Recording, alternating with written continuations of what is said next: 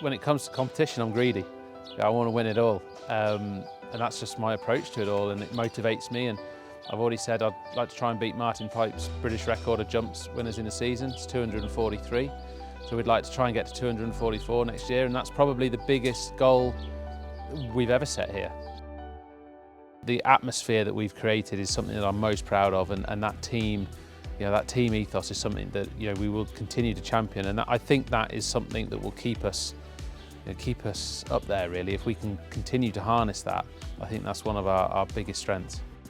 The whole way through, it's just exceeded our expectations and hopes, and the horses have been phenomenal, and the staff have just kept them in unbelievable shape. The owners' support has been the most humbling part of it all, though. This sport is ultimately about the owners and the horses, and we're just very lucky to be able to work for them, to be honest with you. But the owners really bought into the championship idea, especially after getting beat the last 2 years. I think a lot of them took it a bit personally, to be honest with you, which was in one way is quite helpful, right? Because they're motivated as well. But it's great to just, I suppose, eventually do it.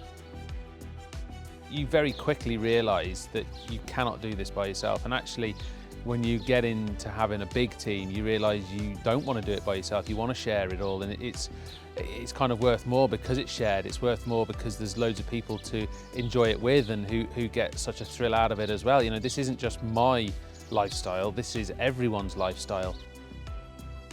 No, this year obviously a bit sweeter, and we've had to wait and work hard towards another year to try and get our hands on the trophy, but it's a big team effort, and Saturday is just it is the pinnacle. I think everyone here feels that they are part of it, and I certainly hope they do, because we want staff to enjoy this place, and I think nearly every member of staff is going to be at Sandown on Saturday, and hopefully they can all get up on that stage and have a picture with Dan, and it's much as their achievement as it is his. There's been some fantastic training performances this year. I think to get Grey Dawning back after Cheltenham, to win at Aintree, that takes a lot of doing.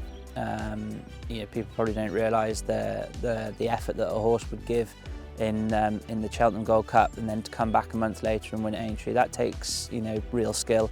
So I think that was one that really sticks out. It's hard to pick out one, but we all know that what Protektorat's done for the yard and his longevity, and going through the first horse we've ever had go through 1 million. That is special, and you're allowed to stand back and really appreciate that. I'm sometimes loath to pick favourites, and I don't think that's fair, but I think we can appreciate everything he's done for us.